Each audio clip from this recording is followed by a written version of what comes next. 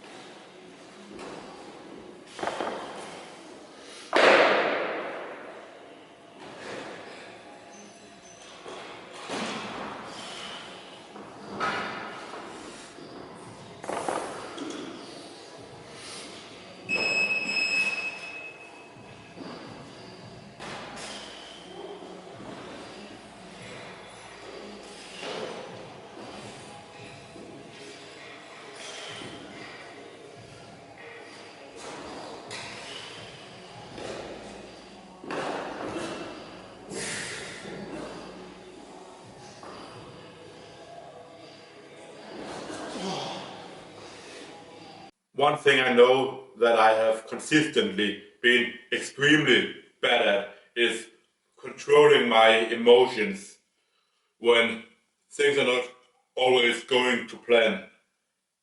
A few weeks ago I was trying to get 3 reps with 170 kg. I was following this powerlifting weightlifting program where I'm building up over 4 weeks to a heavier and heavier top set, and I only managed to get 2 reps, and I tried again and only got 2 again.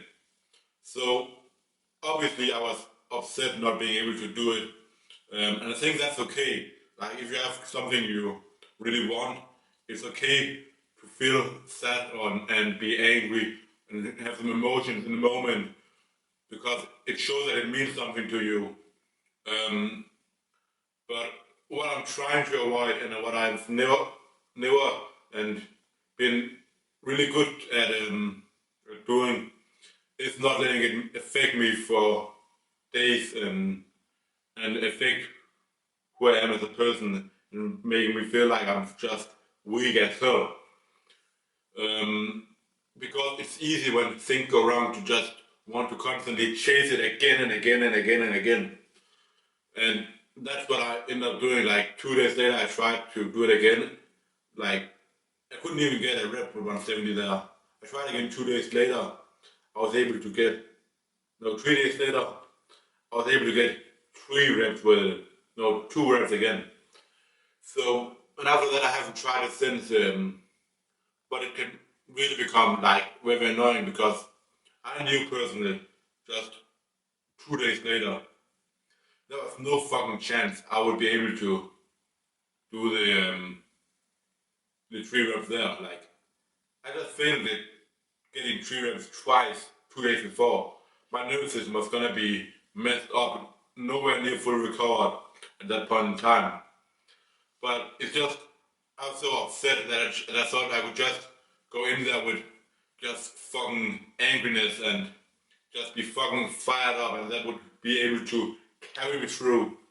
But that's often not the point. So it's better to just calm yourself, take a look around, and be very conscious about what's actually the logical thing to do here. And the logical thing there would definitely have been to just move on and accept that I didn't get it that day. Maybe it was just a bad day. Maybe I've not been doing my things great enough. Maybe not enough sleep.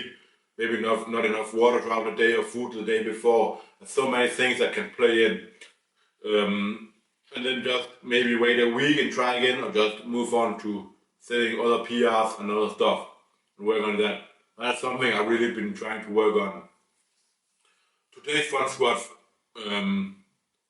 went better than expected, because I just like 2 days ago I did a heavy 5x140 post.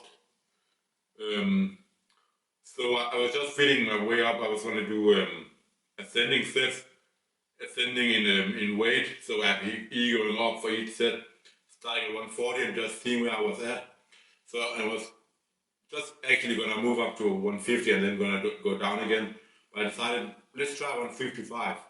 Like if I can do that on a day where I'm not fully recovered, that's actually a very good sign. So that got up. Maybe I could have done 1 rep more, probably not.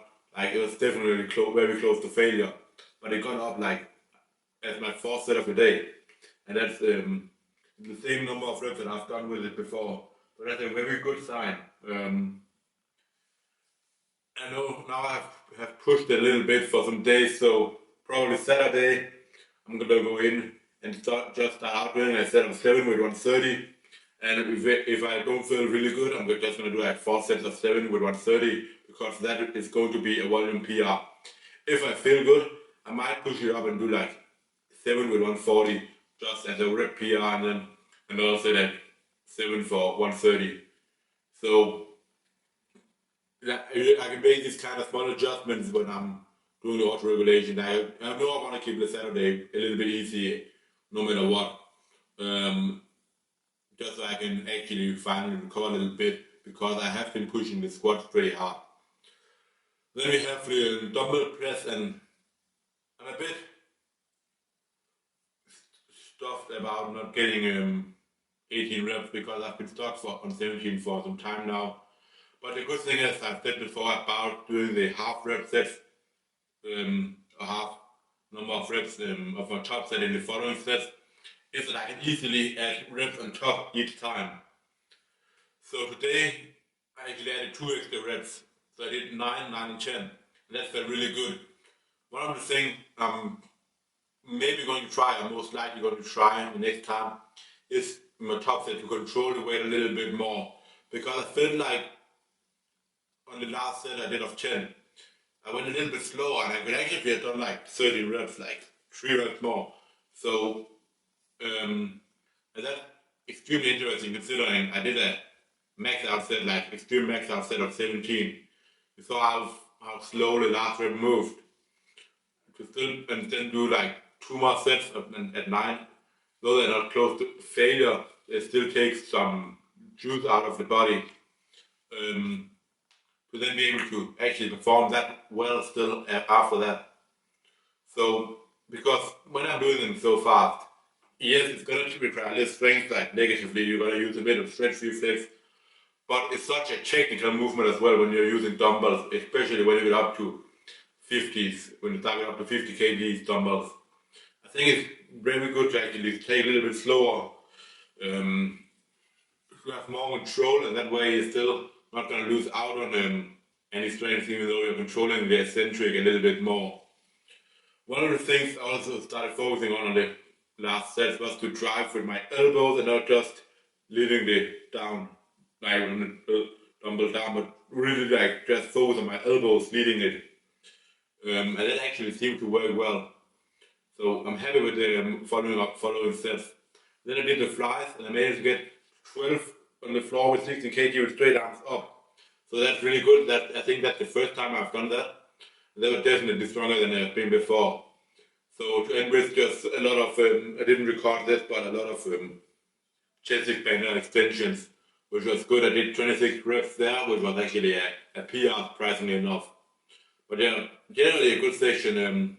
I didn't do pull-ups because I think doing pull-ups 3 times a week while also having the circle deadlift and the conventional deadlift, it's a bit overkill.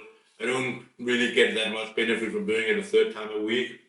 And also, as I said, I'm a little bit tired out by pull-ups recently. So I just want a little bit of a break from them and do them a little bit less to see if that's actually something that benefits me in the long run. Anyway, that is it for now, and I'll see you tomorrow.